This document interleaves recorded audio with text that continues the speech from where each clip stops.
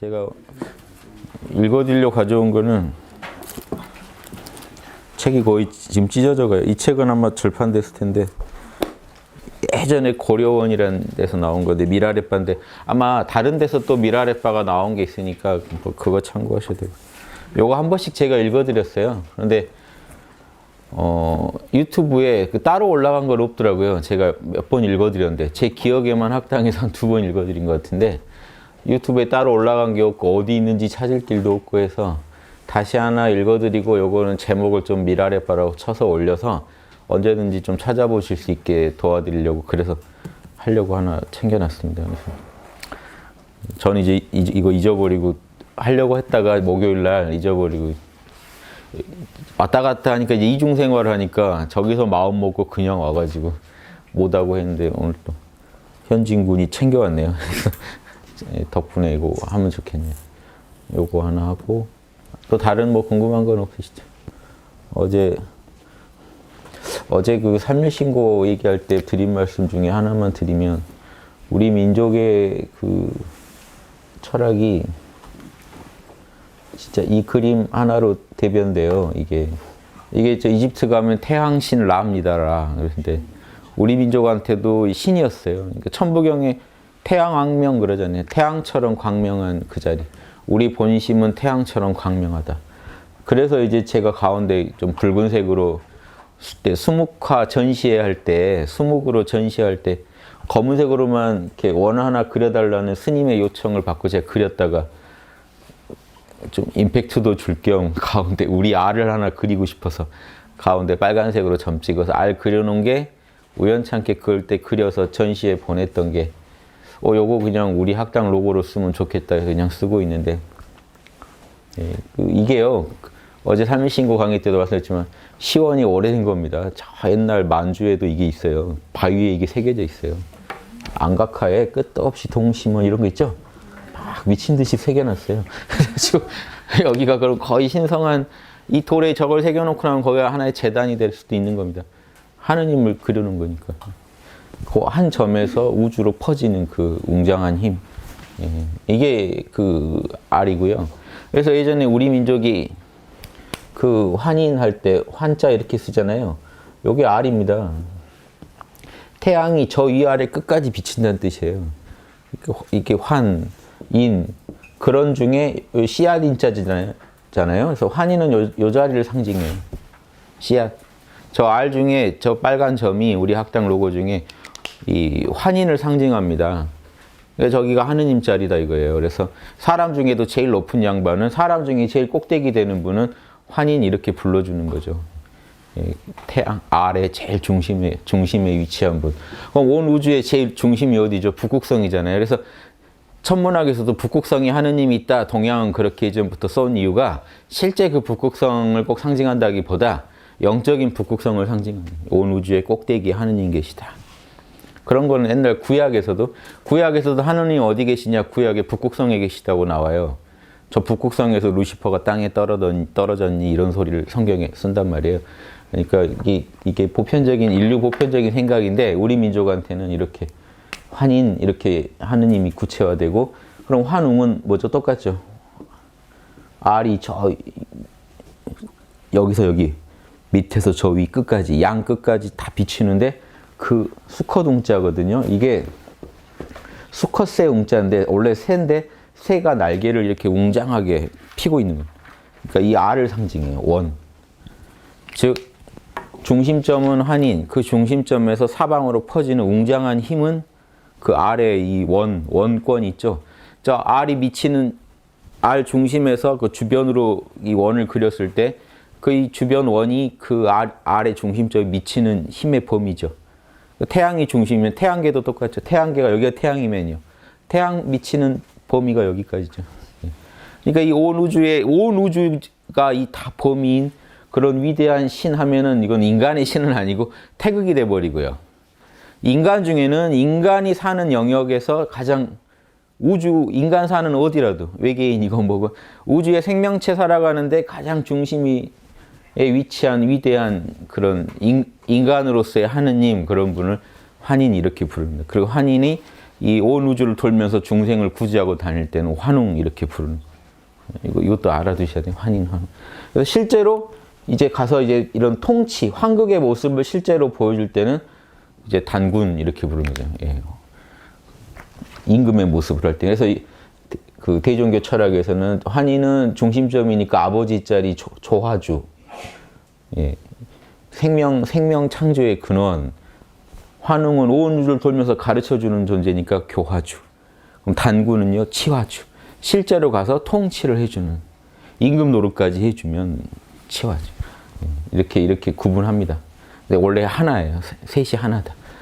원래 이 대종교 철학에서는 환인, 환웅 또 그 한 존재를, 그래서 단군이라고 하면 이게 이름이 달라지잖아요. 그래서 이 환검 그럽니다.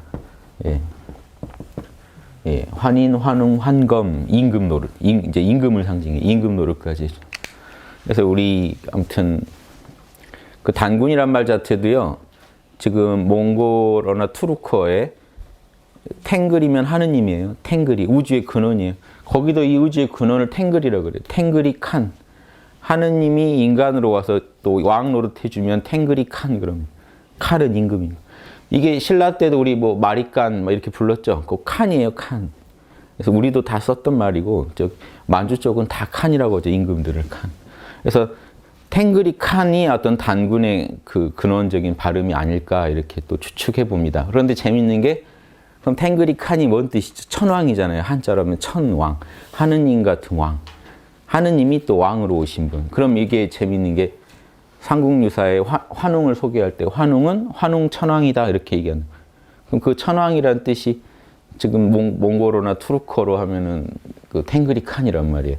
이렇게 다 연결돼 있으니까 아무튼 같이 좀 알아두시고 아무튼 우리 눈에 보이는 상징물로는 태양으로 상징하지만 이런 알의 그림을 잘 기억해 두세요. 알 그려진 자리가 다 이렇게 제단이었어요. 하느님, 알이 하느님이기 때문에 거기다가 예전에 다 경배하고 그랬습니다. 그러니까 저희도 또 아무튼 만년 전부터 그랬던 거를 또 저희가 이어서 또 하고 있는 거니까 그런 또 역사성도 있으니까 한번 알아두시고. 환인, 환웅.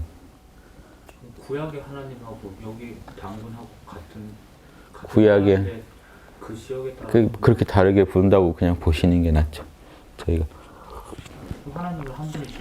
한 분이시지 두 분일 수는 없잖아요. 네. 그런데 이제 신화에 따라서 막 여러 분인 것처럼 소개되는 경우도 있는데 그거는 인간들이 이렇게 또 쪼갠 거고 그 신이 우주의 근원적인 신이 한 분, 두 분일 수는 없죠. 왜냐하면 우주의 이 가장 인간 중에 제일 영성이 높은 분이 이 자리를 맡을 거 아닙니까? 그러면 인간 중에 제일 어른이 하는 거니까 그분이 도질 수는 없고. 그래서 이 환인, 환웅, 이 환검 하나인 존재에 대해서 그 대종교라는 이름은 들어오셨을 텐데 왜 그 단군교를 원래 했다가 대종교로 바꾼 게요. 이 이름이 더 커서 그래요. 큰 대자에 사람인의 마루종자잖아요. 사람 중에 제일 으뜸이라는 뜻이에요. 사람 중에 제일 마루 꼭대기. 이해되시죠? 그러니까 이 뜻이에요. 인종이라는 뜻이에요. 인종. 사람 중에 제일 꼭대기 해가지고 그 환인, 환웅, 환검 삼위일체인 그 자리를 우리 민족 신화에서 볼 때 그 제일 어른이라 해서 한자 사전에 찾아보면 상고 신인 종자입니다. 상고에 하느님 같은 사람 종자예요. 사람 중에 제일 어른이란. 요 분이 우리가 말한 환웅인 거예요. 역사적으로. 이 지상에 왔던 분 중에는 환웅. 그래서 이 환웅이 오셔가지고 환검이라고 불러주는 거죠. 단군이요. 우리가 아는 환웅이에요. 환웅을 단군이라고 부르는 거예요. 지금. 원래 우리 환웅 아들을 단군으로 알죠. 고단군을 말하는 게 아니고 환웅이 탱글이 칸이 아까 제가 단군이란 말이 탱글이 칸하고 관련돼 있는데 삼국유사의 환웅한테 이미 뭐라고 불러요? 환웅 천왕이라고 부른단 말이에요. 환웅이 이미 통치도 했다는 얘기예요. 그러니까 환웅이 통치할 때의 모습을 단군이라고 불러주는 거예요. 예, 대종교 철학에서는. 그래서. 근데 이제 이 부분이 일리가 있는 게 있어서 제가 소개해 드리는 거예요. 우리 민족의 대종교 철학에 셋을 하나로 보는 이 사상이 뭔가 의미가 있어요. 왜냐하면 삼국유사에서 환웅이 천왕으로 이미 불렸다는 사실에 대해서 우리가 놓치고 많이 파악한단 말이에요. 그래서 나중에 그 후계자인 단군이 나올 때쯤에 통치 행위가 일어난 걸로 알고 있는데 그러면 신의 도시를 이미 만들고 신시를 열고 천황 노릇을 했다는 환웅에 대한 어떤 그런 정치적인 부분에서의 접근이 소홀해지죠. 그래서 그런데 신기하게 대종교 철학에서는 아니다. 원단군이라고도 불러요. 첫 번째 단군은 환웅이다. 이렇게 해가지고 환검이라고 불러줘요. 그러니까 단군 중에 제일 꼭대기 단군이라고 보시면 되겠습니다. 요 정도면은 더 안 알으셔. 이제 요 정도만 아셔도 우리 민족의 우리 예전에 이거는요 기본이었어요. 독립운동할 때 뭐 김자진 장군 다 대종교였습니다. 그런 분들. 그래서 이런 삼일신고를 기본적으로 거의 암송하면서 전투를 치르면서 독립운동했어요. 그분들이 제일 힘이 왜냐하면 정신무장이 제대로 돼 있으니까 가장 힘이 있었죠. 그런데 이분들이 잘 안 알려졌다고 예전에 다큐까지 해가지고 대종교 잊혀진 그 독립운동의 그 메카였던 대종교에 대해서 요즘 대종교가 죽었으니까 그 당시에 일제강점기 때 얼마나 그때 활약했겠냐 사람들은 잘 모른답니다. 그때 대종교 지도자들이 다 사령관 해가지고 북로군정서 사령관 뭐 이러면 다 그 대종교 교주들이 했어요. 그거를 대종교 종사님들이 그걸 하고 그 밑에 부하들이 김자진 이런 분들이었던 거예요. 그래서 그때 역사라는 게 지금 많이 잊혀졌습니다. 그래서 예, 그것도 좀 알아두시고 아무튼 이런 철학을 가지고 했다. 그래서 그 예전에 그 TV에서 저도 보고 놀랐어요. 저기 만주 쪽 가면 김자진 장군이 머물던 곳에 맷돌 있죠? 맷돌이 알이죠. 맷돌 모양이 알이죠. 거기다 원방각, 동그라미, 네모, 세모 김자진 장군이 새겨놓은 그 맷돌이 있어요. 가서 한번 보시면 지금 우리가 하는 이 철학적인 내용도 그 당시는 그런 분들도 그걸 어느 정도 기본은 다 알고 계셔요. 하늘은 동그라미, 땅은 네모, 사람은 세모 이런 거에 대해서 알고 다 하셨어요. 그러니까 다 보살도죠. 뭐 독립운동 하신 분들도 보살도고. 그래서 이제 이 정도는 우리가 좀 후손된 도리로 알아야 되는 것도 있고, 꼭 후손이 아니더라도 우리가 4대 성인 연구하는 것도 그분들 후손이라서 우리가 연구하는 거 아니잖아요. 근데 4대 성인들 또 이상으로 환웅이라는 존재가 이제 단학하시는 분들을 한 10,000년 전으로 보는데요. 그때 오셔서 원시 시대에 와가지고 곰이니 호랑이니 숭배하던 그 부족들한테 가서 삼국유사대로입니다. 360여 가지 일, 즉 매일매일 일어나는 모든 일, 일상의 모든 일에 대해서 문명을 가르쳐주고 거기서 홍익인간하라는 널리 인간을 이롭게 하라는 그런 고급 철학을 가르쳐주고 또 구체적인 수련법, 지감조식 금촉이라고 전해오죠. 마음 수련, 호흡 수련, 그리고 몸 수련하는 법을 가르쳐주고 그 다음에 또 정치, 제도를 바로잡아서 신시라는, 신의 도시라는 어떤 그런 곳을 만들어서 실제로 통치를 해서 뭐라고 표현했냐면 이게 보살도의 기본입니다. 삼국유사에서 꼭 이거 기억하셔야 돼요. 홍익인간만큼 중요합니다. 제세이화하셨다 그래요. 이게 보살도예요. 그래서 환웅이 왜 위대하냐면요. 아니 하느님인데 그러니까 예수님만 인간으로 오셔서 중생구제하러 오신 게 아니에요. 우리 민족 역사에는 더 오래전부터 전해오는 전설이 지금 이겁니다. 하느님이 인간으로 오셔서 세상에 있으면서 세상을 진리로 다스렸다 이거예요. 그걸 다 해놓으시고 다시 하늘로 돌아가세요. 그러니까 이게 왜 의미 있냐? 4대 성인들은 사실은 그 시대에 각자 큰 위대한 역할을 하셨지만 안타깝게도 시대적 한계 때문에 신의 도시를 열질 못했잖아요. 근데 이제 이 이야기는 재미있는 게 원시 시대라서 수월했을 수도 있지만 아무튼 이런 성공적인 사례도 우리가 알아야 되거든요. 실제로 세상을 이화시키고 올라가셨다. 이런 스토리도 우리가 알아야 힘이 나죠.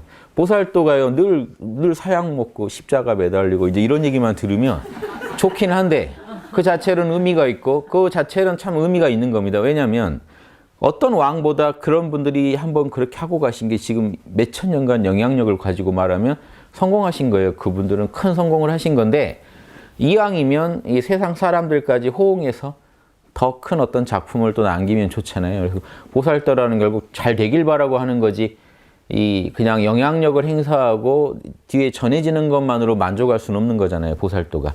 실제로 사람들이 올바르게 돼야 만족이 오는 거니까 그런 어떤 또 사례로 좋은 사례로 우리가 기억해야 되고 마침 우리 민족의 또 위대한 선조이기도 하고 하니까 우리가 겸사겸사 좀 공부를 해 놓으셔야 그러니까 이 4대 성인 못지않은 위대한 성인이신데다가 또 우리 결의 또 시조가 되시니까 그래서 개천전날 주인이 지금 개천절의 주인은 환웅이어야 되는데 당군만 모시고 있어요. 개천절이라는 게 결국은 신시개천을 말하는데 신시를 열었다는 거예요.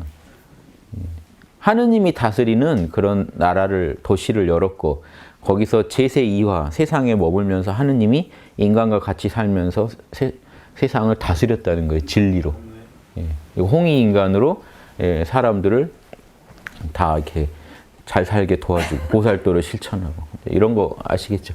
이 정도라도 그냥 어제 삼일신고 얘기한 김에 이 정도는 좀 공유하고 싶어서 말씀드렸습니다. 여기까지 하고요. 또 티베트로 우리 가볼게요. 이제 미라레빠 얘기 좀 해볼게요.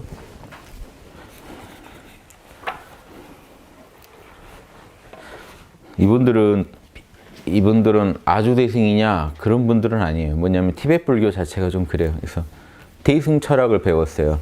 인도에서 대승 철학이 그대로 들어갔습니다.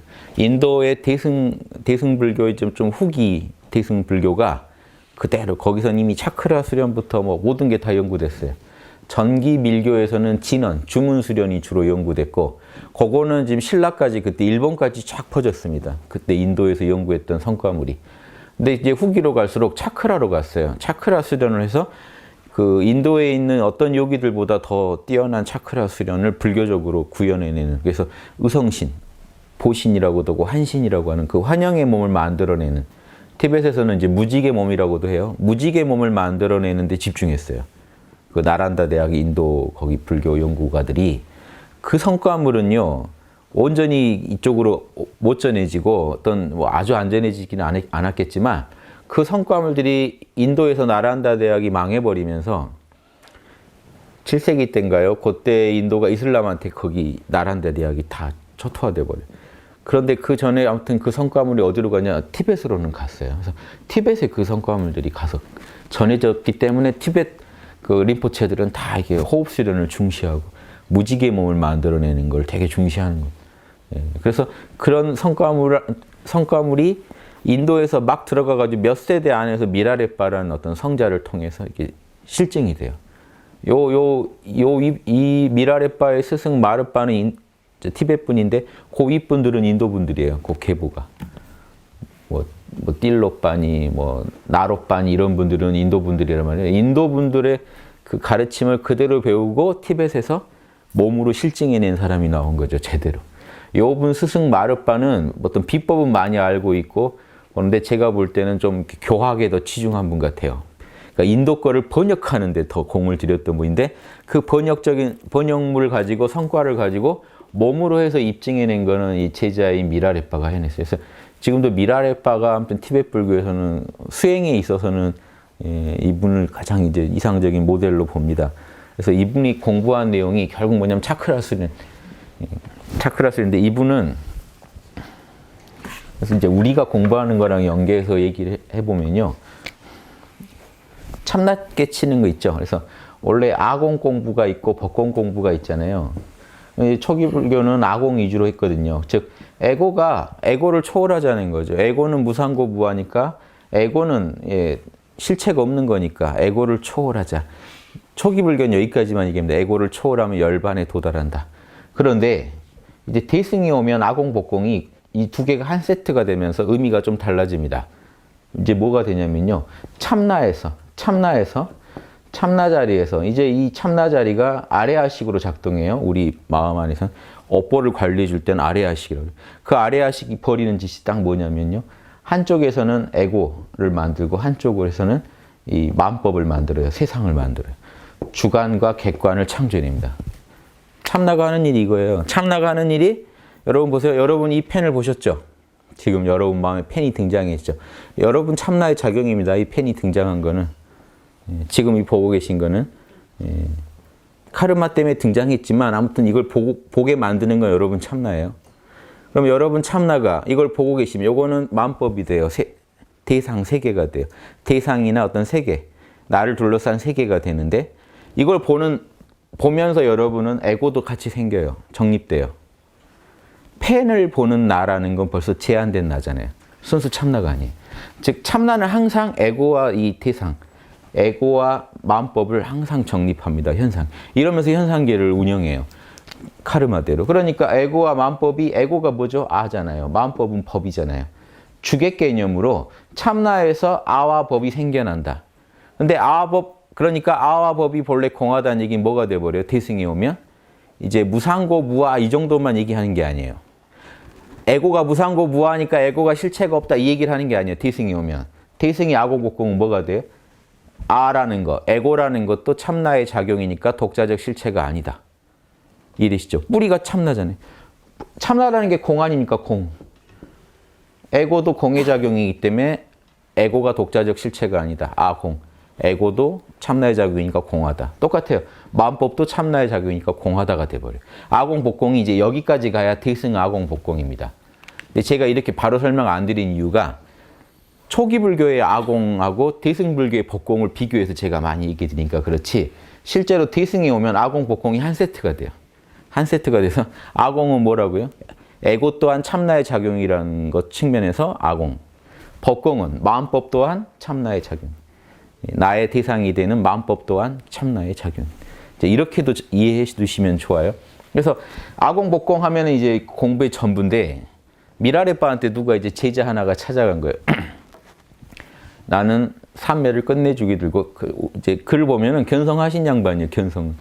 견성은 해서 찾아갔단 말이에요. 나는 자유자재로 삼매에 들고 이 참나를 깨친 것 같다. 그러면 딱 듣더니 너는 아공밖에 모른다. 내 밑에서 공부해야 넌 법공을 알 수 있다. 그런데 이 미라레빠가 말한 법공은요, 마음법이 본래 내 참나의 작용이구나 정도가 아니에요. 참나의 작용인 줄 알았으면 운영까지 해봐 이거예요. 이제 이 정도까지 가야 법공이다. 그럼 법공, 여기서 말한 법공은 무슨 공부로 이어지겠어요? 밀교 공부로 이어져요. 의성신. 즉, 그 티벳에서 환신이라고 하는 환영의 무지개 몸을 만들어낼 수 있어야 여러분이 법공을 얻었다고 하는 거예요. 여기서. 이 법공도 사실 끝이 아니에요. 법공이라는 게, 결국 아공은 쉬워요. 에고가 참나의 작용이다까지 아는 건 쉬운데, 마음법을 참나의 작용이다는 걸 아는 그 깊이가 달라요. 학당에서 법공 깨치시면은, 학당에서는요, 이제 그 문사학사만 돼도 법공에 대한 어떤 체험들을 갖게 유도해 드리죠. 그런데 그거는 이제 시작이고요. 일지보살이 아는 법공도 아직 이걸 못 만들어내. 일지보살이 아는 법공도 마음법이 참나의 작용이고, 그 마음법의 핵심은 육바람이다까지 다 법공이에요, 사실은. 법공이 깊어져 가는 거예요. 그러다 나중에 더 깊어지면요, 이 마음법과 내가 진짜 둘이 아니게 수작까지 해요. 미라레빠는 거기까지만 해요. 그러면 미라레빠는요, 이 환신과 의성신을 배양해서 자유자재로 나투는 경지까지 도를 얻었어요. 예. 제가 볼 때는 더 높진 않아요. 그냥 이 정도까지는 얻었어요. 더 높아서 이제 아주 7, 8지 넘어서 성인의 레벨에 오르셨다고는 안 보여요. 왜냐하면 이분은 동굴에서 절대 안 나와요. 산에서. 토굴에서 계속 수련하면서. 입만 열면 대승하래요. 중생구제하라. 제자들한테 중생구제. 스승님 그러면 중생구제로 나가셔서 나는 산이 내 집이다. 그러니까 나는 자연인이다에 나오는 분인데 계속 입만 열면 대승을 얘기하는. 그래서 오면 또 가르쳐줘요, 제자들. 그러니까 대승적이면서도 되게 나의 이번 사명은 산을 지키는 거다, 이런 느낌의. 그러니까 대승불교 안에서도, 그러니까 그분 입장은 이해는 되는데 그분이 대승보살의 아주 전형적인 모습은 아닌 거예요. 아시겠죠? 그러면서 제자들한테 너희는 반드시 세상에 나가서 중생을 구제해야 된다. 또 이렇게 가르쳐 주시는 분이에요, 스타일이. 근데 그 안에서 자기가 이룬 거는 법공을 성취시켜요. 법공을 이루고 제자들한테 입증해 보여요. 그런 면에서 이분의 자기 사명은 또 충실히 하신 보살이.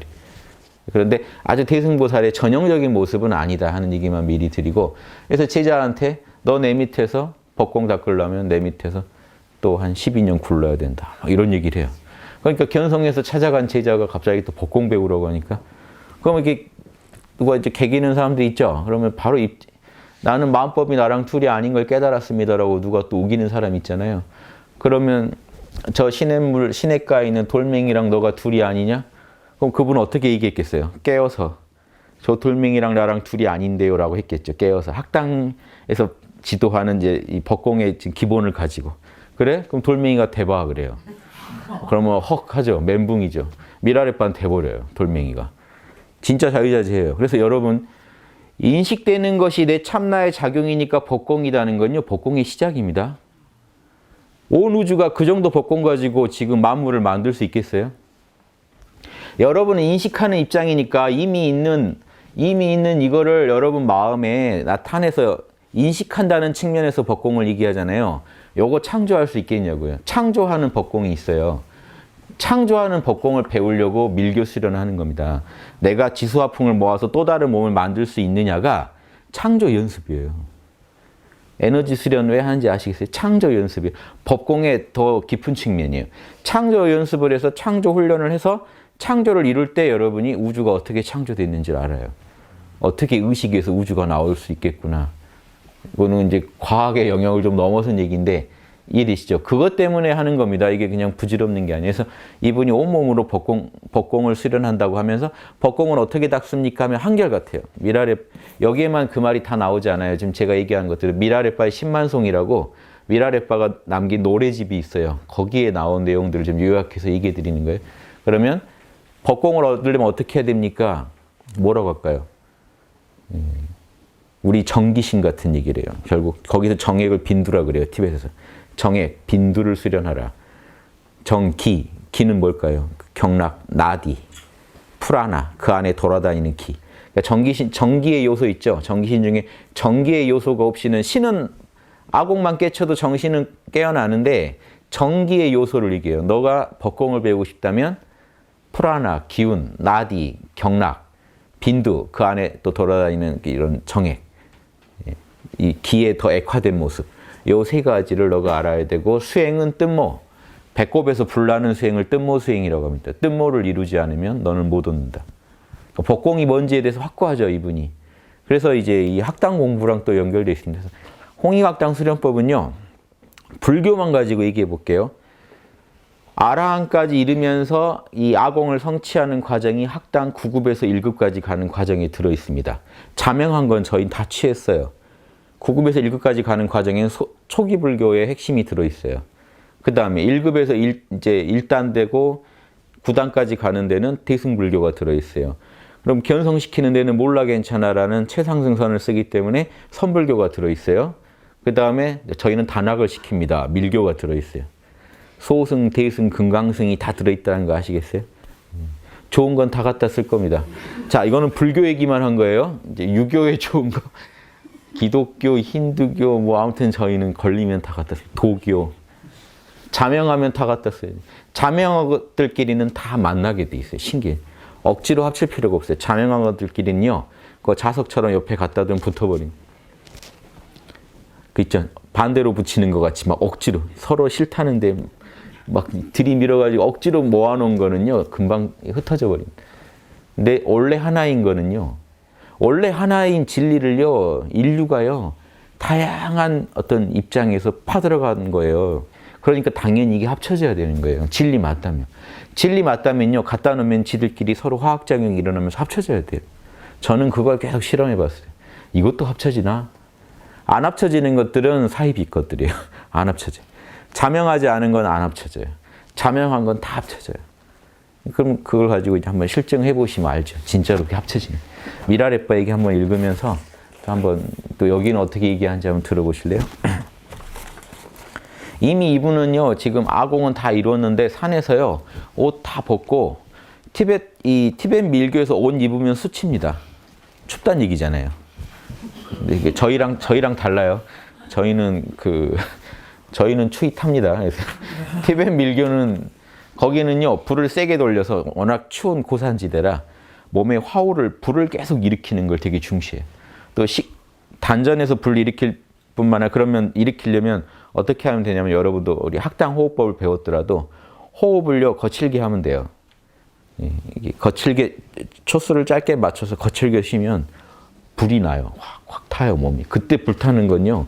좀 화상 입을 것 같이 뜨겁게 탑니다. 너무 그렇게 안 하시는 게 좋은데 동양에서는 그걸 무화라 그래요. 문화는 부드러운 호흡, 무화는 거친 호흡인데 거칠게 조절을 하면 불이 확 일어나요. 근데 그렇게 하시면 안 됩니다. 용어비결에도 그 얘기 다 써 있어요. 그런데 이쪽은 추우니까 그 정도 해줘야 산에서 버틴단 말이에요. 그러니까 이분들은 수행할 때도 술을 드십니다. 티베트 분들은 고기랑 술을 먹어야 돼요. 그래야 몸이 따뜻해서 이런 에너지 수련을 잘 할 수가 있어요. 그래서 이제 그런 문화적 배경이 있어요. 그래서 이분은 옷을 하나도 안 입고 다니는 거예요. 왜냐하면 온몸에 화호를 계속 일으키고 있다는 증거거든요. 그게 뜸모 수행이 잘 되고 있다는 증거예요. 그래서 이 티베트 분들이 인도 수행자들 중에 나체 수행자들이 있잖아요. 옷 벗고 수행하는 그 파가 있죠. 그 자이나교 파. 그럼 이제 오해한 거예요. 티베트 라마승들이 예전에 그걸 보고 되게 욕했어요. 그 더운 나라에서 옷 벗는 게 자랑이냐? 우리같이 추운 데서 옷 벗어야 진짜지. 같은 뜸모 수행자로 안 거예요. 그쪽은 그냥 다른 이유로 옷을 벗으신 건데 옷 벗는 인도 수행자를 보고 거기 가짜다. 막 이제 이런 얘기 한 거를 제가 기록에서 봤어요. 티베트 라마승들이. 그 정도로 옷 벗고 하고 옷 벗고 산에서 그렇게 막 살고 계신 거예요. 그러니까 이미 견성은 하신 분인데 견성을 했어도 에너지가 약하니까 그 깨달음이 더 깊어지지 못하니까 그 한계 때문에 계속 수행하신 거예요. 그러니까 여러분이 지금 참나 못 깨치신 분은요. 참나만 깨쳐도 어디냐 하시는데 이분들은 고뇌가 다릅니다. 이건 아닌데. 진짜 우주와 하나 되려면 뭔가 더 수가 있는데 하는 거기서 되게 방황하시고 계실 때 자기 스승이 남겨준 그 비법, 호흡법 비법 책을 보고 또 이제 도전해보고 계속 이런 얘기가 나와요. 그래서 뭘 좀 먹으면 힘이 타면 좀 호흡 잘 되다가 먹을 게 떨어지면 다시 또 힘들어지고 에너지가 약해지니까 그 참나각성도 약해지고 이걸 계속 반복하는 얘기가 진행돼요. 그래서 그러다가 여기 한번 읽어드릴게요. 꿈을 꿨는데 어떤 아름다운 여인들이 꿈에 나와서 음식을 날라오면서요. 그들이 마르바의 스승으로부터 가르침을 전하러 왔다며 생명 에너지를 조절하는 방법을 가르쳐줬다. 호흡이나 기운 조절하는 법을 가르쳐준 거죠. 나는 꿈에서 가르침을 받은 대로, 그러니까 공부하다 보면 꿈에서도 가르침이 와요. 그대로 몸과 소리와 마음, 티벳은 이 삼박자를 중시합니다. 몸 동작과 소리, 만트라랑 마음 집중. 마음으로 집중하면서 만트라 외우면서 또 몸으로 정확한 자세를 취하고 앉아서 그걸 하는 거죠. 이걸 행법을 수행했더니 그 황홀 내부열이 개발되었다. 몸에서 불기운이 잘 일어났다. 이겁니다. 생명 에너지는 척추의 아랫부분, 즉 아랫배 쪽에 모여들었다. 하단전이죠. 이때 아랫배에서 뜨거운 열이 척추를 타고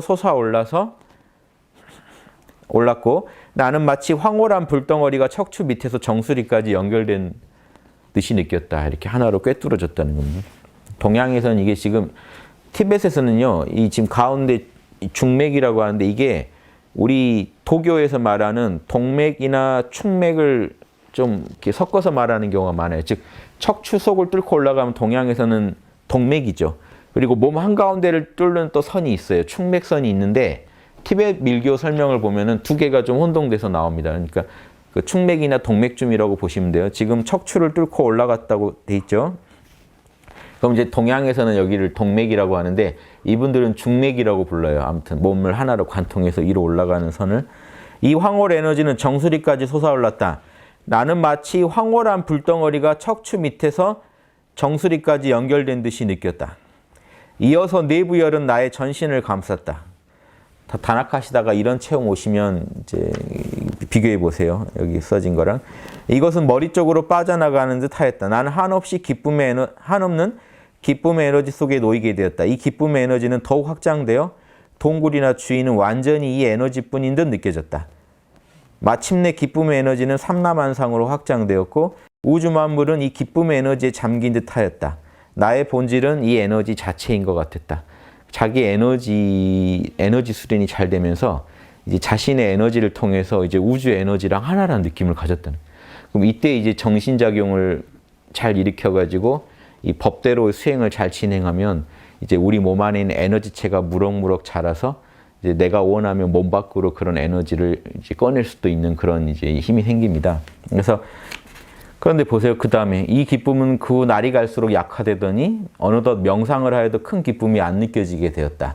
이런 분도 이러니까요. 여러분도 이런 일 자주 접하시죠? 어느덧 명상을 하여도 큰 기쁨이 안 오게 된 상태. 이겨내셔야 돼요. 일이 하여 1년이 지나갔다. 1년씩 이런 분도 있어요. 그러니까 이런 분들도 고수도 그런 일 겪습니다. 그래서 동굴 생활에 익숙해지자 무료하기까지 하였다. 그래서 이제 또 바람 쐬고 이제 돌아다니면서 여러 사람들 만나다가 여동생이 이제 늘 와서 한 번씩 챙겨주는데 여동생이 와서 늘 지적하는 게 제발 팬티라도 입어라예요. 그러고 다니지 말고 뭐라도 입어라. 그럼 또 막 떠들어요. 내가 왜 옷을 벗는지에 대한 막 이제 돌을 펴시다가 이제 안 됐으니까 술이랑 고기를 좀 주고 갔어요. 그러니까 결국 핵심은요, 뭘 좀 드셔야 돼요. 그 보세요. 이게 석가모니 그거 비슷하게 해놓은 거예요. 실제로. 석가모니도 고행 6년 고행 때 굶고 했죠. 굶고서 호흡법 실험을 하는데 됩니까? 석가모니도 출가하자마자 이미 견성 다 하신 분이에요. 그 힌두교 스승 찾아가서 그 당시 마하르시 같은 존재들한테 가서 다 인가 받았다고요. 그런데 그 뒤로 6년 고행을 시작해요. 양이 안 차니까. 그분도 뭐 했겠어요? 호흡 조절합니다. 호흡 조절 실험한 얘기밖에 없어요. 호흡을 한번 멈춰봤다가 이렇게 했더니 어떻게 되더라. 그런데 호흡법 수련도 에너지가 없으면 못합니다. 그런데 이제 말라만 가니까 그 누가 우유죽 주죠? 수자탄가요? 우유죽을 주니까 그게 정력을 상징해요. 그 하얀 우유죽을 마시고 몸에 이제 힘이 나니까 그때 빵 터지죠. 그거랑 똑같은 스토리예요. 이쪽도 그걸 밀교적으로 풀면 이렇게 돼요. 여기서도 그 여동생이랑 그 누가 가져다 준 술하고 음식을 충분히 섭취하고 나서 두루마리 된 대로 딱 수행을 했더니 호흡 수련했더니 미세한 생명 에너지의 통로 경락들이 쭉 펴지면서 나디 배꼽 아래서 이 경락이 풀리면서 전신의 모든 에너지 통로들이 완전히 열렸다. 이게 이제 온몸에 경락이 열리면서 주천이 일어난 겁니다. 기운이 돌아다니는 걸 주천 화우라고 하죠. 불기운이 이렇게 돌아다니면서 발끝에서 머리끝까지 어느 부분 하나 열리지 않은 곳이 없이 온몸의 에너지가 에너지 길이 다 열린 거죠. 근데 이게 왜 중요하냐면 이렇게 에너지 수련이 어느 성과를 이루고 이제 온몸의 에너지체가 힘을 타니까 그때 지혜가 개발돼요. 힘이 있거든요. 그러니까 깨어있음만으로는 힘이 약해요. 에너지를 타니까 이 깨어있음의 힘이 강대해지면서 법공의 진리나 아공의 진리를 캐 들어갈 때 훨씬 선명한 힘으로 진리를 인가합니다. 꼭 몸을 안 놔두더라도 진리를 선명히 인가하기 위해서라도 이런 에너지적 체험과 수련이 필요한 거죠. 그러니까 이때 나는 진리 즉 초월적 지혜를 체득했다. 이 초월적인 고요와 명정성은 고요하면서 투명한 이 맑은 느낌은 이전에 겪은 어떤 체험보다 확실했다. 그럼 여러분 또 누가 생각하면은 술하고 고기 먹었으면 탁해져야 되는데 왜 더 맑아질까? 그런 건 다 편견입니다. 에너지 수련에서 그 양분을 가지고 거기서 기운 뽑아내가지고 이제 온몸에 경락을 돌려버린 거예요. 화우로 불순물을 녹여내면서. 그러니까 다른 문제예요. 이 초월적인 고유와 명정성은 어떤 때보다 확실했다. 너무 투명해서 육신이 있는지조차 감지되지 않았다. 이제 에너지적 차원에서 보면요. 에너지란 바다의 물거품인 거예요. 내 육신이. 이때 느끼는 법공이라는 건 우주의 한 기운을 느낀 거기 때문에 우주의 근원적인 에너지를 느끼면서 우주를 에너지적으로까지 하나로 이해하면서 거기서 이제 변화를 일으키는 거고 다른 만물을 나와 하나의 에너지 바다에 다른 물거품으로 느끼는 거죠. 그러니까 훨씬 그 법공의 이해도가 깊어진 거예요. 에너지 수련을 했더니. 나의 본질은 호공과 같았고 무한한 그 전에 하나 빠졌네요. 너무 투명해서 육신이 있는지 없는지조차 감지되지 않았고 다만 투명한 존재의식, 존재감만 있었다. 참나만 선명했다는 거죠. 나의 본질은 호공과 같았다. 무한한 나의 본질은 삼라만성을 포함하고 있었다. 삼라만상은 나의 본질을 하늘에 떠다니는 구름과 같았다. 만물은요, 나의 본질, 참나 자리에서 볼 때, 이 참나라는 하늘에 떠다니는 구름 같았다는 거예요. 그렇게 느껴졌다. 그래서 한편으로 나의 본질은 아무것도 없는 창조 이전의 모습이었다. 그럼 나의 본질은 텅 빈 호공으로서 이 공성이면서 알아차리는 자일 뿐이니까 시공 밖에, 즉 창조 이전의 존재 같고, 또 이것은 선악과 시비를 초월한 바로 존재 그대로의 모습이었다. 현상계를 보니까 선악 시비가 난무한데 이 자리는 거기에 전혀 물들지 않고 참나는 알아차리고만 있더라는 거죠. 그러면서 현상계랑 둘로 안 느껴지더라는 거예요. 에너지적으로 하나의 에너지로 느껴지더라. 법공 체험 여러분 하시는 거 비슷한데 에너지가 이제 또 에너지가 충만하니까 더 선명한 겁니다. 지금 체험이.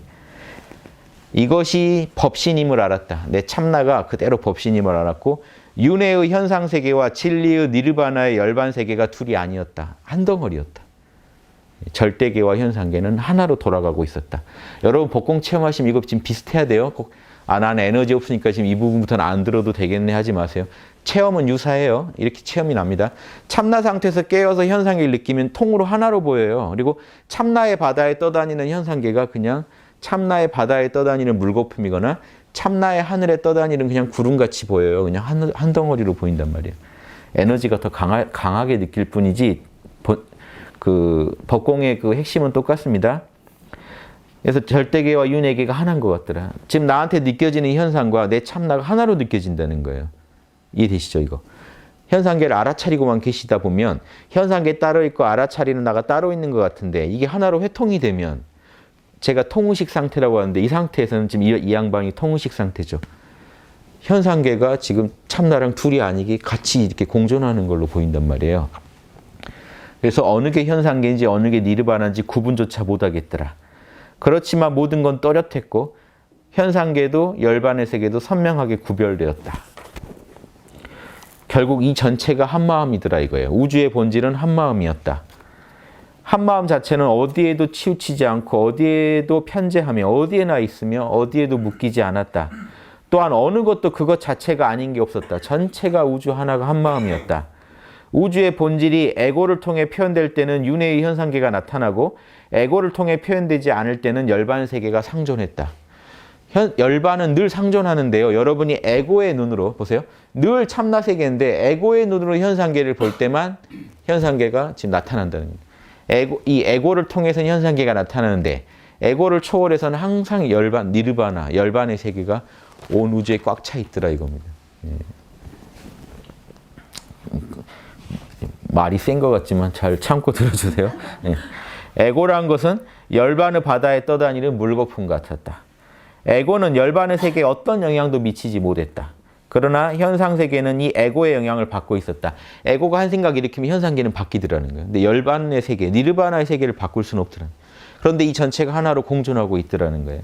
그러나 현상세계는 에고의 영향을 받고 있었고 현상세계는 에고에 의해서만 존재하는 것이었다. 에고의 눈을 통해서만 현상계가 있더라. 참나 자체로, 즉 보세요. 에고가 관심을 참나로 돌리는 순간 현상계가 사라지더라는 거예요. 에고가 대상을 볼 때는 현상계가 나타나는데 이거 이해되시죠? 에고가 참나를 봐버리면 근원으로 돌아가 버리니까 니르바나의 세계만 펼쳐지더라고요. 근데 다시 에고의 눈을 갖고 이 세계를 보면은 다시 현상계가 나타나. 그렇지만 열반의 세계나 에고의 윤의 세계를 별개로 볼 수도 없었다. 그러면서도 하나더라. 말이 자꾸 그런 말만 계속 하네요. 하나라고 할 수도 없었지만 그렇다고 각각 존재한다고 할 수도 없었다. 요거 되게 생생한 증언이니까 들어두세요. 저기 이제 과학적 그 연구 성과만 보지 마시고 이렇게 철학적 연구 성과, 진짜 의식을 체험해 본 사람이 이제 남긴 글이잖아요. 열반의 세계와 에고의 세계는 사실상 공 그 자체, 텅빔이 본체였다. 이 셋 중 어느 하나도 텅빔 아닌 게 없었다. 텅빔이 일심 한마음인 것 같다. 텅빔과 일심은 둘이 아니다. 열반과 현상계와 에고는 본질적으로 텅 비어 있었다. 그러나 그것은 비어 있음 자체로서 불변하는 것이 아니라 항상 변화하며 가득 차 있는 것이었다. 또 동시에 항상 변화하면서도 텅 비어 있으면서도 현상계를 통해 끝없이 변화를 만들어내는 것. 그러므로 한마음이다. 공이 한마음이고 한마음이 공이요. 공은 만물이었다. 뭐 하고 싶은 얘기 다 하셨는데 여기까지 이걸 깨치고 이제 이 양반이 공부는 이제 접습니다. 이제 본인 수행은 여기서 끝나요. 그다음부터 이제 제자 가르치는 얘기로 들어가요. 그러니까 여기서 이제 궁극의 깨달음을 얻으세요. 그러니까 이 양반이 얻은 깨달음이 이제 아주 궁극이라고는 볼 수는 없지만 법공에서 어떤 한 관문을 확실히 연 거죠. 진짜로 마음법이 본래 공하구나. 그러면서 이분은 동시에 자기 몸을 다양하게 만들어서 낮출 수도 있는 실증을 보일 수 있는 법공을 체득해요. 그래서 이제 이 양반은요. 미라레빠를 만나러 제자가 찾아오잖아요. 그럼 멀리서 산에서 보고 있다가 산에서 뭐 하시겠어요? 심심하시니까 찾아오면 가가지고요. 무슨 표본 같은 걸로 변해서 옆에서 같이 따라와요. 아니면 이 오면요. 노인네로 변해서 가가지고요. 저 사람 별 볼 일 없으니까 가라고 그래요. 막 이런 짓을 자유자재로. 그래서 누구랑 또 누구로 변해서 같이 가서 만나보면 그 사람이 이 사람이고 막 이런 식으로 그래서 이 자유자재로 이런 변화에서는 자유를 얻은 분이에요. 그런데 결국은 독살당해서 돌아가세요. 예, 운이 다 하니까 당시 기득권 승려들이 아주 싫어해요. 이 양반을. 그래서 어디 초대받아서 뭘 드시고. 근데 이런 얘기까지 되게 부처님 비슷하지 않아요? 너무 부처님 비슷한데 하면서 제가 좀 의심도 해봤는데 부처님 스토리가 되게 밀교적 버전으로 나오면 이렇게 됩니다. 예, 재밌죠? 이것도 아셔야 돼요. 그러니까 여러분 사실 석가모니 뭔 공부하셨는지 여러분 잘 몰라요. 제가 그 얘기했더니 초기불교 분들 잘 못 알아들으시는데 아라한이 얻는 견도 수준은요 석가모니 출가해서 바로 얻었단 말이에요. 다. 그럼 석가모니는 뭘 했냐는 거예요. 여러분 그거 모르신다니까요. 후기 불교가 지금 후기 그 밀교가 뭘 연구했냐면 석가모니가 얻은 그게 뭘까를 연구한 거예요. 이해되세요? 지금 초기 불교 분들 석가모니 제일 잘하는 것 같죠. 석가모니 남긴 말 그대로만 하니까. 석가모니는 뭐 했는지 몰라요. 그럼 뭐라고 한지 아세요? 18불공법이라고 해서 욕이 아닙니다. 18불공법이라고 석가모니랑 아라한이랑 절대 같지 않은 부분이 18가지나 있어요. 불공, 함께 하지 않는 법이. 그럼 그걸 하려면 뭘 해야 된다가 없어요. 그러면 이걸로만 돌립니다. 석가모니는 어떻게 그 법을 얻었느냐? 전생에 고생을 많이 해서 그렇다. 전생에 공덕을 많이 쌓아서 그렇다로만 넘어가 버린단 말이에요. 그럴까요? 석가모니는 그 생에, 왜냐면 전생 얘기 하지 말더라도 그 생에 6년간 뭘 했을까요? 아라한이 얻는 아라한이 며칠 들으면 일주일 만에 아라한이 되는 그 공부법을 석가모니가 어리석어서 6년씩 헤매면서 공부한 게 아니에요. 뭘로 알 수 있냐면요. 사문들 어떤 승려들이 공부해서 어떤 결과가 나오느냐. 사문과경에 사문이 어떤 과보를 얻느냐는 어떤 왕의 질문에 석가모니가 의성신 만들 수 있다는 얘기를 바로 해요. 그럼 석가모니는 했다는 얘기예요. 밀교적 수련을. 그런데 6년간 뭐 했는가를 뒤져보면은 그 경전에 뭐라고 하냐면 호흡법 조절한 것밖에 안 나와요. 6년간. 호흡을 어떻게, 주로 이렇게 호흡을 멈추는 법을 해서 낭패본 얘기만 하시는데 멈추기만 했겠냐는 거죠. 호흡 조절을. 6년간. 그러니까 그런 거 하면 그거를 지금 미라레파 이 이야기에서는 충분히 다른 방식으로 담아내고 있습니다. 출가해서 바로 악공은 이미 깨쳐요. 근데 그 양반이 산에서 또 머물면서 뭘 닦았는지 계속해서 호흡 수련합니다. 계속해서 호흡 수련하다가 마지막에 궁극으로 우주가 전체가 하나구라는 걸 에너지적으로도 확인받고 이제 법공 공부를 마무리해요. 근데 사실은 그 뒤로 또 있어요. 육바라밀이라는 법공 공부는 또 어려운 거거든요. 그러니까 이제 그건 차치하더라도 그러면서 이 미라레빠가 이제 또 마지막에 석가모니처럼 뭘 잘못 드시고 돌아가시는 모습으로 딱 죽는 것까지 되게 비슷한 스토리를 보여주고 있는데 지어냈다는 게 아니라 아무튼 묘하게 이 이야기가 석가모니 얘기랑 되게 겹쳐요. 그런데 이건 되게 밀교적 버전이에요. 석가모니는 지금 아주 그 초기 소승불교적 버전으로 지금 현재 남방불교에서 보는 버전으로만 석가모니의 삶을 이해하는데 저는 그런 식으로는 석가모니 이해할 수 없다고 봅니다. 아라한들이 이해할 수 있는 세계가 아니란 말이에요. 일단 남방불교에서 공부해서 제일 잘 되면 뭐가 돼요? 아라한이요. 아라한은 절대로 석가모니 이해할 수 없습니다. 그게 문제가 돼. 이상하죠. 그래서 대승불교 쪽에서 연구한 거예요. 석가모니처럼 될 수는 없는가? 뭘 공부해서 그게 그 자리까지 가신 건가? 계속 파들어가다가 밀교까지 파들어간 겁니다. 호흡법. 왜냐하면 석가모니처럼 의성신을 낮추려면 호흡 수련해야 되거든요. 그래서 지금 티베트 불교에서 또 그런 밀교 수련을 강조하는 겁니다.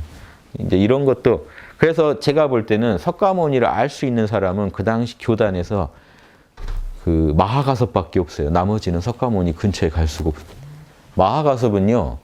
지금 여러분 아는 마하가섭이 제일 수제자로 알고 계시죠? 원래 수제자들은 사리불이에요. 사리불 목걸련이에요. 양대 수제자가. 석가모니보다 먼저 가시죠. 나이 들어서. 그러니까 같이 늙어가는 사이가 사리불하고 목걸련이었어요. 이분이 그 석가모니 설법 대신한 사람이 사리불이에요. 석가모니 없을 때 대신하고. 제자들한테 이제 사리불한테 설법 듣게 하고 다 그랬다고. 그래서 지금도요. 마하가섭이 수제자라고 하는 그런 연구 성과가 많아요. 마하가섭이 무슨 수제자냐? 사리불이 수제자지. 마하가섭은 석가모니 돌아가신 뒤에 그 지도자로 나온 양반이지 살아생전 수제자는 아니다라고 보는 시각도 많이 있는 이유가 마하가섭은요 살아생전에 석가모니 교단하고 함께 하지도 않았어요. 잘 따로 돌아다녔어요. 따로 두타행이라고 빡센 고행입니다. 길가에서 자거나 앉아서 자야 돼요. 앉아서 자고 길가에서 주로 수련하고 자고 아니면 뭐 공동묘지나 옷도 뭐 3벌 이상 그것도 남이 버린 옷 대충 주워서 입고 이렇게 하고 다녔어요. 그래서 두타제일이잖아요. 그 두타행이라는 게 그거거든요. 두타제일 마하가섭인데 그런데 그 양반은 특이한 존재인 게 석가모니를 알만한 사람은 마하가섭밖에 없다는 게요. 다른 제자는 다 찾아온 사람들을 석가모니가 가르쳤는데 마하가섭은 출가해서 마하가섭이 이제 도를 구도자가 되어서 돌아다닐 때 석가모니가 미리 신통으로 알아보고 마중 나갑니다. 마중 나가서 기다리고 있어요. 길목에. 그러니까 마하가섭이 가서 딱 보고는 저분이 내가 찾던 스승이구나 해서 딱 절하니까 거기 자리에서 8일간 아라한 만들어줘요. 둘이서. 쑥닥쑥닥 해가지고 아라한을 그런 제자가 없어요. 자기가 공들여서 아라한을 만들어서 교단에 데리고 가요. 그러니까 이게 지금 이 사람은 급이 다르다는 걸 알아본 거예요. 다른 제자는 아라한밖에 못 되는데 이 양반은 나처럼 할 수 있겠다 싶어서 그 사람 키운 거예요. 따로 키운 겁니다. 아라한 되는 건 쉬워요. 8일이면 아라한 돼요. 그러니까 그 홍익학장 같으면 1급인데 1급까지 8일에 가신 거예요. 이 양반은. 그래서 이분을 시켜가지고 데리고 갔는데 교단에 계속 있는 게 아니라 이분은 두타행 한다고 또 그냥 혼자서 돌고. 원래 그 당시 그 마가다국이라는 게요. 인도 안에서 가장 큰 강대국 중에 하나인데 마가다국 왕보다 돈이 많다 그래요. 마하가섭이. 엄청난 부자인데 그 재산 정리하고 출가한 거예요. 와이프랑 다 합의해가지고. 딱 출가해가지고. 그 와이프랑 결혼했는데 12년간 같이 앉았대요. 침대에도 부득이하게 침대를 원래 따로 썼는데 둘 다 출가할 생각으로 결혼한 거예요. 그런데 그 얘기까지 하면 더 재밌는데 마하가섭이 결혼하기 싫어서 출가해 버리려고. 그러니까 이제 집안 재산이 너무 많은데 그걸 아버지는 기대하고 있는데 본인은 출가 생각이 있으니까 사명감을 느꼈겠죠. 나는 가야 된다. 숲으로. 그러니까 아버지가 부모님이 이제 너무 말리니까 금으로 어떤 여자상을 만들었어요. 자기가. 이런 여자 있으면 결혼하고 아니면 안 하겠다. 근데 또 찾아왔어요. 그 여자를. 똑같으니까 어쩔 수 없어서 결혼했어요. 그러니까 뭐 이쁘게 만들었겠죠. 근데 그 여자 부인을 어서 데려온 거예요. 네 여자도 서로 서신을 보낸 거예요. 나 결혼할 생각 없다. 나 출가하고 싶다. 나도 그렇다. 그럼 일단 둘이 결혼하자 해서 12년간 따로 침대를 쓰니까 부모가 침대를 부셔버렸어요. 같이 자라고. 그러니까 침대 가운데 꽃 하나 놓고 같이 잤다는 이해가 안 되는 그 캐릭터입니다. 그래서 그러고 이제 12년 그러고 나니까 부모님 돌아가시고 나니까 가산을 정리하고 그 마하가섭이 먼저 나간 거예요. 먼저 길 떠났다고 하고 둘이 떠났다는 말도 있고 여러 설이 있어요. 먼저 떠나는데 와이프도 기다리다 또 와이프도 또 구도자가 돼서 떠나버립니다. 같이 떠났다는 설도 있는데 아무튼 먼저 마하가섭이 석가모니를 만나서 배워요. 근데 그분은 따로 돌아요. 그래서 머리도 안 깎고 머리 기르고 그냥 두타행만 하고 돌아다니시다가 그러니까 그래서 마하가섭은 사명이 실증 보이는 거예요. 석가모니 말대로 살아가는 사람을 보여주려고 한 거예요. 석가모니 교단이라고 해도 그렇게 안 했습니다. 다 그냥 편하게 했어요. 근데 석가모니 말 그대로 하는 그 사람이 비구가 있다는 걸 보여주려고 그렇게 한 거예요. 나이 들어서 이렇게 다니니까 그래서 그 교단 사람들 마하가섭인지도 몰랐어요. 그러니까 마하가섭이 누군지 모르는 사람도 많았다는 거예요. 실제로. 그러니까 석가모니 교단하고 좀 따로 놀았다는 거예요. 특이한 제자죠.